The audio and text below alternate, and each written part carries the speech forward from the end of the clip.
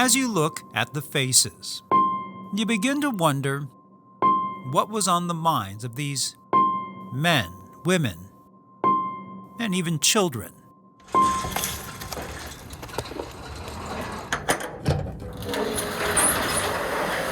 Their story can be found in a tiny storage room in Yuba City, carefully packed away in cardboard boxes.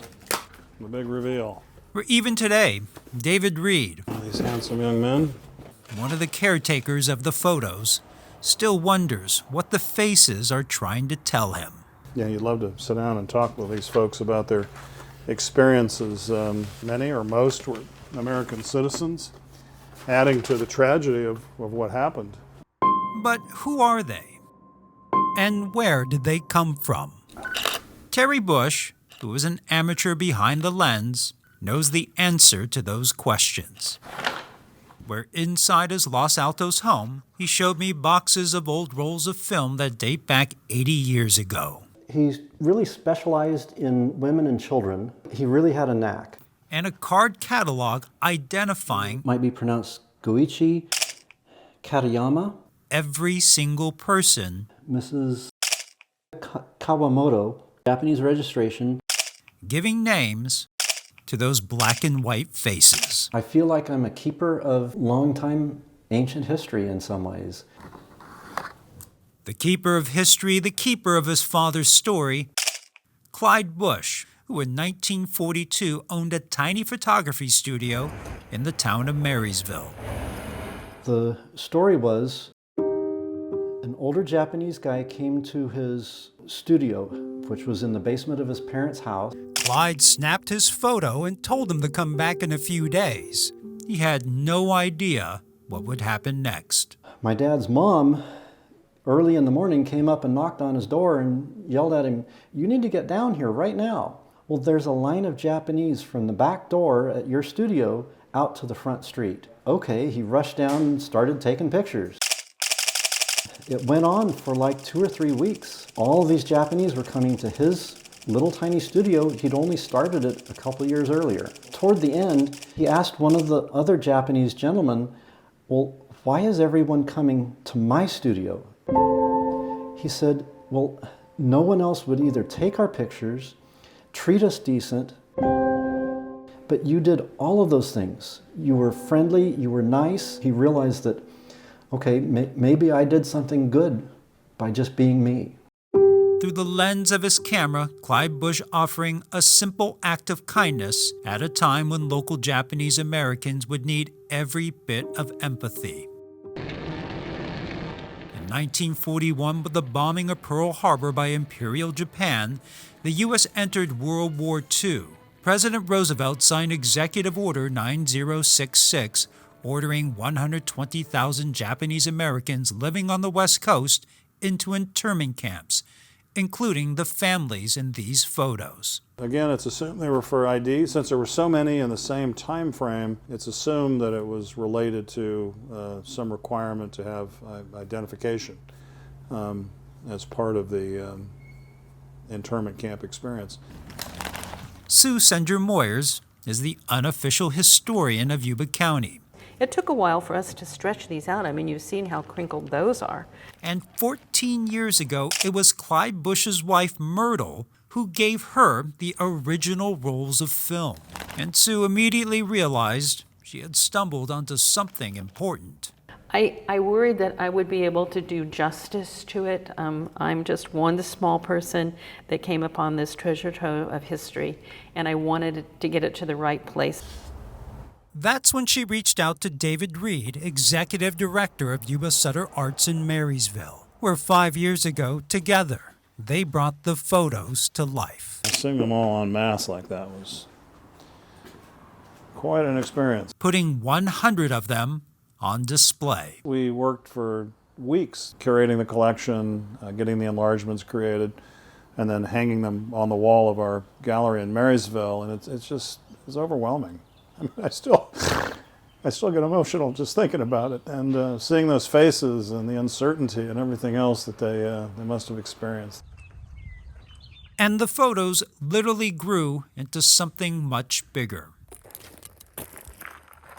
Just outside of town, Sue and David led the charge to give the people in the photos and their story a permanent home. So many things happened in this area. People driving by say, what happened here? The pictures now flank the Arboga Assembly Center Memorial Park, a former migrant camp. The site where the local Japanese Americans were rounded up and imprisoned before the government shipped them off to internment camps. Their stories.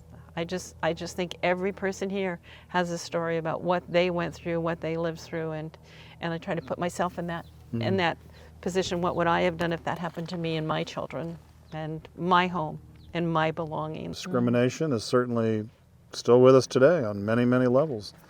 And maybe there's a lesson in that regard to be learned here. Lessons from people who lived in the community. Their stories captured through the kindness of a camera. The faces of the past, now never to be forgotten.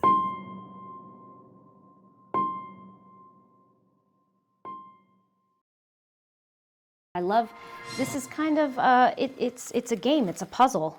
This is how I make it fun for myself. On most days, you'll find Deanna Marciese So many little bits and pieces. finding inspiration while creating characters. There's always bits of me somewhere. Characters that sometimes look a little familiar. I am my own muse, yes. I feel like any character I've ever designed for any animation project, especially those at Pixar, have had me folded in.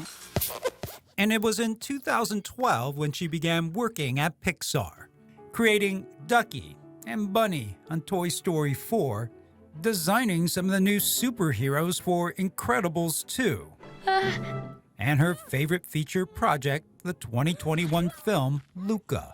I worked on almost all of the characters in that film. I was the character art director for that one. But other films literally hit closer to home. In the short animation Bao, she found inspiration in her own backyard by recreating the women of San Francisco's Chinatown.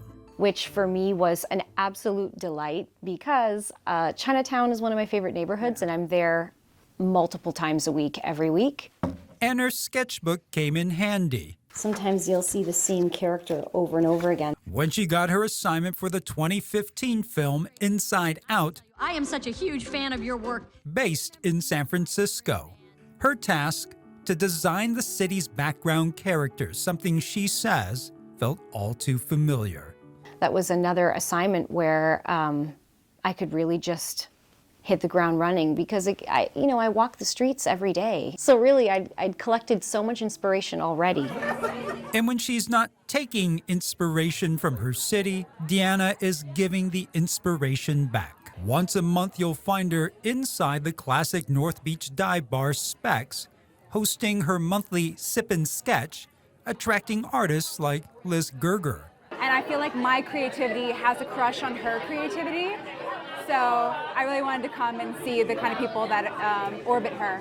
I give my time because I feel like that's what veterans should be doing. And so really, this is just my way of paying it forward. A chance to uplift artists as well as help a local business. Specs owner Marilisa Simmons-Cook says times were tough during the pandemic when she was forced to shut down for 14 months. I think it's helped bring in people on the slower nights, but also just like starting to raise awareness of the bar in general. Raising awareness for a neighborhood she loves. Really wanted to have the Sip and Sketch be another way in which I support one of my favorite places in the entire city. Supporting the city, she continues to tap for inspiration. So you can't swing a cat around this neighborhood without hitting an amazing character who wants to tell you a really amazing story. Focusing on the characters who she sees and sketches to someday bring them to life on the big screen.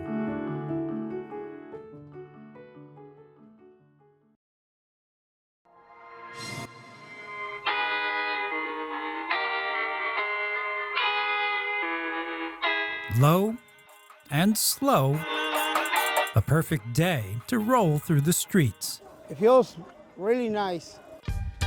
A chance for Antonio Yepes and his crew, his family, to ride with pride. How I feel representing my Latino culture? Man, I feel proud of myself. I feel very good. I feel blessing. This is what I wanted to do, represent our culture.